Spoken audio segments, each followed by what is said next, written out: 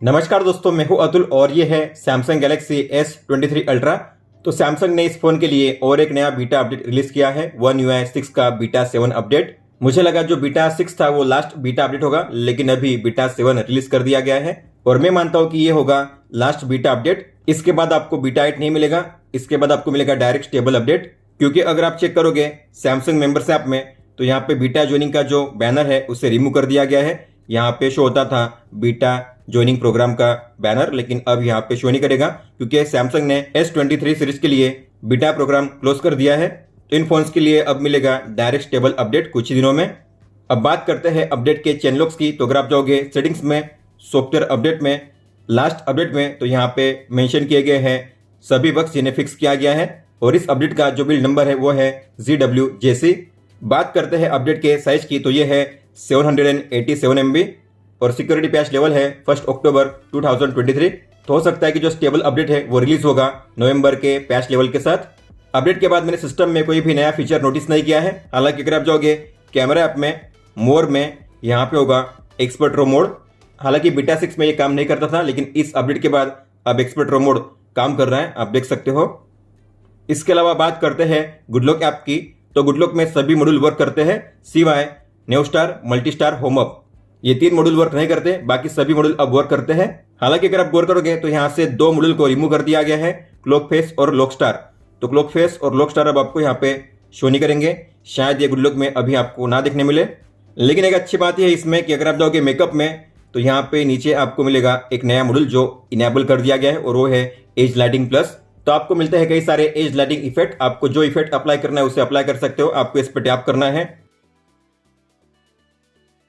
तो अगर आप इसे ऑन करोगे और जाओगे सेट कस्टम स्टाइल में तो यहाँ पे आपको मिलते हैं अलग अलग कस्टम स्टाइल। तो जब भी आपके फोन में आएगी कोई भी नई नोटिफिकेशन, आपको मिलेगा इस तरीके से इफेक्ट, आप देख सकते हो। हालांकि आप जो इफेक्ट है उसे भी चेंज कर सकते हो, आपको प्लस के साइन पे टैप करना है, यहाँ पे मिलेंगे आपको कई सारे इफेक्ट, आप देख सकते हो। आपको जो इफेक्ट अप्लाई करना है उस पर टैप कीजिए, इस तरीके से यहाँ पे इफेक्ट शो होंगे। आप जो कलर है उसे भी चेंज कर सकते हो और जो एडवांस में जाकर आप जो इफेक्ट है उसे भी चेंज कर सकते हो। इस तरीके से साइज चेंज कर सकते हो। इसके अलावा पीरियड कितने टाइम के लिए आपको इसे शो करना है, कितने अमाउंट में इसे शो करना है, रोटेशन करना है कि नहीं करना है, आप इन सभी सेटिंग्स को यहाँ से चेंज कर पाओगे। आप चाहो तो खुद की फोटो भी सेट कर सकते हो, प्लस के साइन पे टैप करके आपको ऊपर में गैलरी के आइकन पे टैप करना है और आपको जो फोटो सेट करनी है उस पर टैप कीजिए। जैसे मुझे सेट करनी है ये फोटो, तो मैं इस पर टैप करूँगा तो आप देखोगे इस तरीके से आपको शो करेंगे एज लाइटिंग इफेक्ट। अलग अलग इफेक्ट आप चूज कर सकते हो।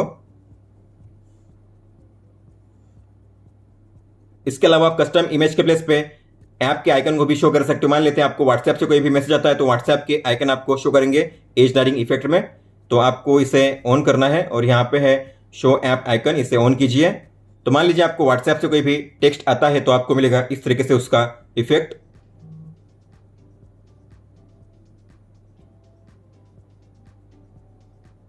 फिर नीचे है 2 ऑप्शन, पहला है double tap to open app. तो अगर आप इसे ऑन करोगे तो अगर आपको कहीं भी आती है नोटिफिकेशन तो आपको मिलता है ब्रीफ पॉपअप। अगर आप उस पॉपअप पे डबल टैप करोगे तो आप उस ऐप को ओपन कर पाओगे। जैसे कि आप देख पा रहे हो ये है मैसेज का ऐप। अगर मैं इस पर डबल टैप करूंगा तो मैसेज ऐप ओपन हो जाएगा।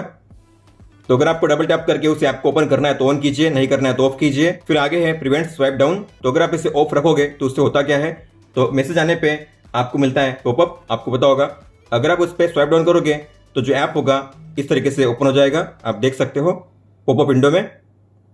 हालांकि अगर आप चाहते हो उस ब्रीफ पॉपअप पे अगर मैं स्वाइप डाउन करूं तो ऐसा नहीं होना चाहिए, तो आपको इसे ऑन करना है। इससे क्या होगा, अब आपका स्वाइप डाउन काम नहीं करेगा उस मैसेज पे। तो आप देखोगे अगर मैं इस पे करूंगा स्वाइप डाउन तो अब ये काम नहीं करेगा। तो इस तरीके से अब आप अपने One UI 6 में एज लाइटिंग प्लस को यूज कर पाओगे और काफी शानदार तरीके से इफेक्ट और स्टाइल को अप्लाई कर पाओगे। मैंने अपने फोन में अब तक कोई भी एबनॉर्मल बैटरी ड्रेनिंग की इशू या हीटिंग की इशू फेस नहीं की है। इसके अलावा बात करते हैं कैमरा ऐप की, तो मैंने इसमें कोई भी नया फीचर या नया चेंज नोटिस नहीं किया है। फोटोज या वीडियो क्वालिटी में भी मैंने कोई भी इंप्रूवमेंट या डाउनग्रेड नोटिस नहीं किया है। तो जो फोटो या वीडियो है पहले की तरह कैप्चर हो रही है नॉर्मली। अब बात करते हैं ऐसे बग्स की जिन्हें फिक्स कर दिया गया है बीटा 7 में। तो यहाँ पे लिखा गया कि fix the issue that quick panel sometimes can not be open on home screen. मतलब कि होम स्क्रीन पे अगर आप करोगे स्वाइप डाउन तो ये ओपन होता है कंट्रोल सेंटर। हालांकि अपडेट के बाद कभी कभी ये ओपन नहीं होता था, तो अब इसे फिक्स कर दिया गया है। जब भी आप अपने फोन को हॉरिजॉन्टली वर्टिकली रोटेट करते थे, मतलब कि landscape to portrait, portrait to landscape, तो आपकी स्क्रीन में होती थी ब्लिंकिंग। लेकिन इस इशू को भी फिक्स कर दिया गया है। यहाँ पे लिखा गया है improve boot slow encryption call algorithm.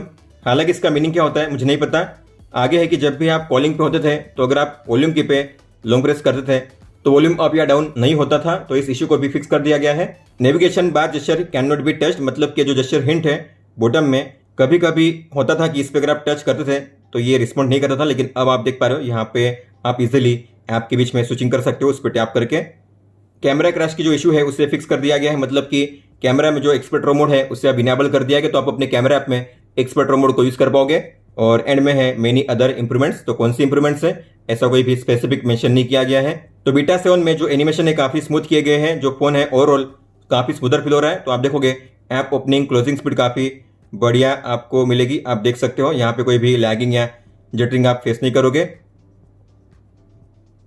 तो फोन का यूआई पहले से काफी स्मूदर और फास्टर फील हो रहा है, आप देख सकते हो। तो यहाँ पे कोई भी आपको इशू नहीं देखने मिलेगी फोन के यूआई में, और आपके बीच में स्विचिंग भी काफी फास्ट आप कर पाओगे इस तरीके से।